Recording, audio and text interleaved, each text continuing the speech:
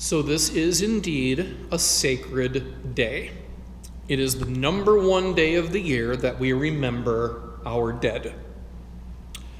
Now be sure to understand that we do that all the time. We say at least one prayer for the dead every single time we celebrate Mass.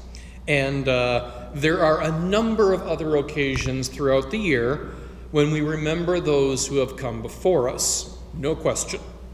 But today is probably the most obvious day that we make sacred for our dead.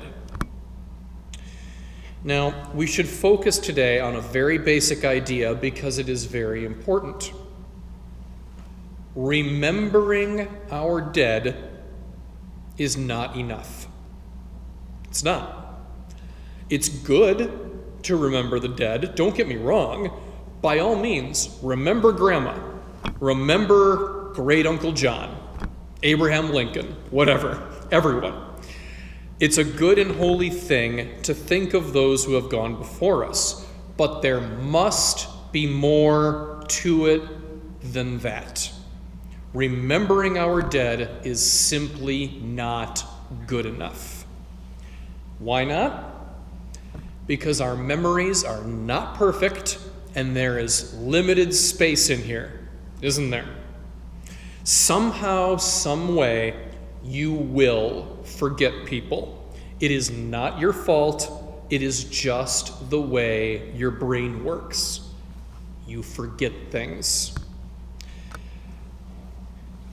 Think about what that means for your loved ones if remembering them is the best you can do. It's kind of a sad thought when you bear in mind how easy it is to forget people. Extreme example, when I was in Africa, again, 2 years, my mom and dad would call me every Tuesday. That was our thing. And my dad had a special calling card, so it would be affordable for him to call me on a different continent.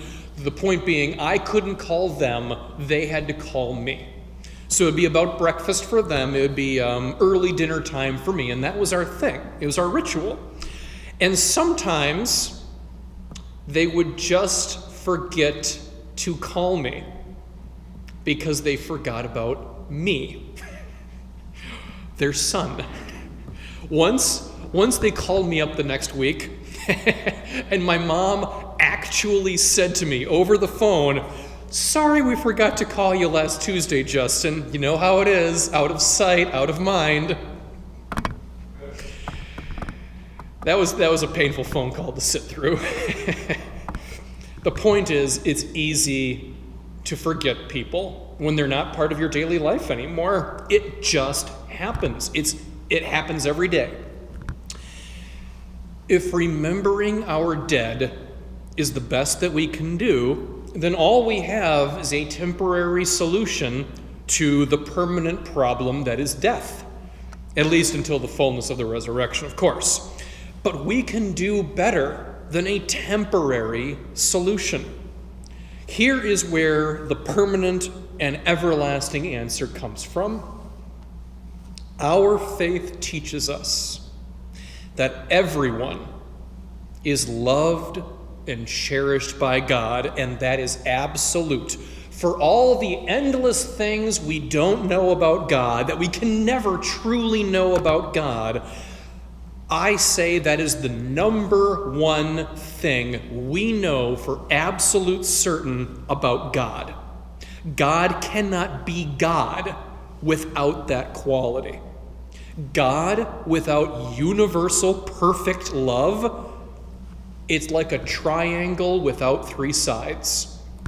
It is an automatic contradiction.